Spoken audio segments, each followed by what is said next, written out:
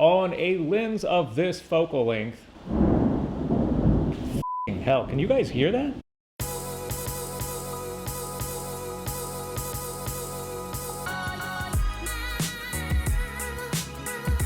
What's up everybody, it's me Steve, and in the previous episode I came to the conclusion that the Olympus 45mm f1.8 is one of the best budget portrait lenses for micro four thirds, and I still stand by that.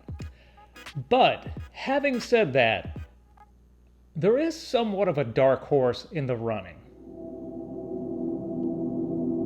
An almost alien-like figure lurking in the shadows.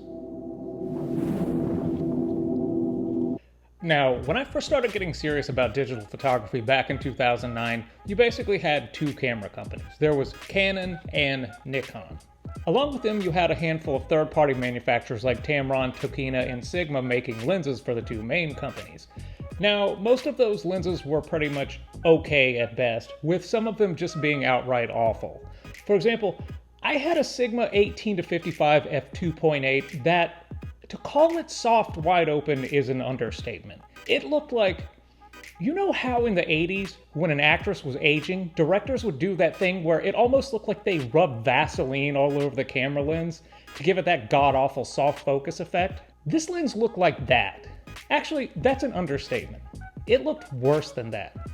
I mean, I could take a sharper, clearer picture with a f***ing potato. I could literally hire a police sketch artist who had only been on the job for like 3 days, and he would still produce a sharper, clearer, more accurate portrait than what that Sigma was capable of.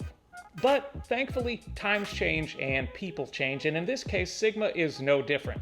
In the past few years, Sigma hasn't just improved, they've actually become a force to be reckoned with. And that leads us to today's episode. The Sigma 60mm f2.8. Sigma 60mm has a bizarre love it or hate it kind of design. They have chosen to go with an all smooth barrel that doesn't have any type of grip whatsoever for the focusing ring. Basically, the entire barrel itself is the focusing ring. It's kind of like a jet black iPhone 7. It's one of those things that looks great in product photos, but in real life it's just a magnet for fingerprints and smudges. Anyway, enough talking about the lens, let's have a look at it in real life.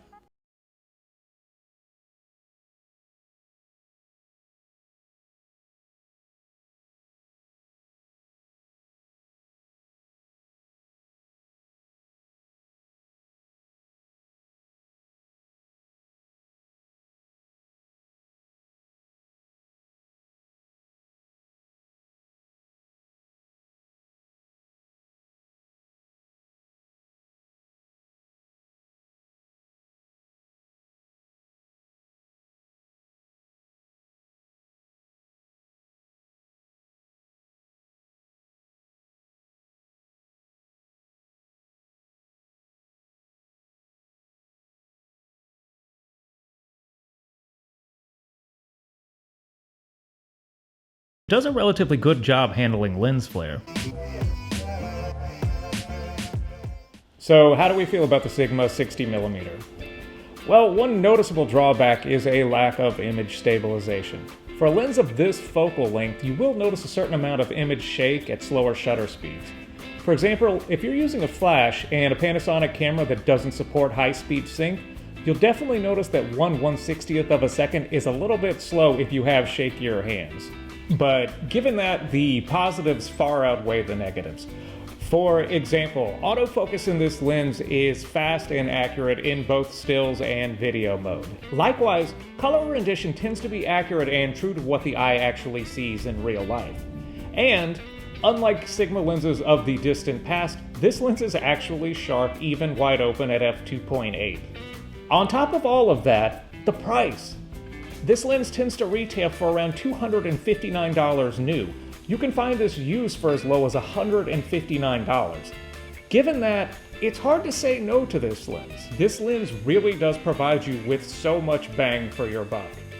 Anyway guys, that's it for today's show. Thanks for watching. Be sure to like, comment, and subscribe, and we'll see you again in the next episode.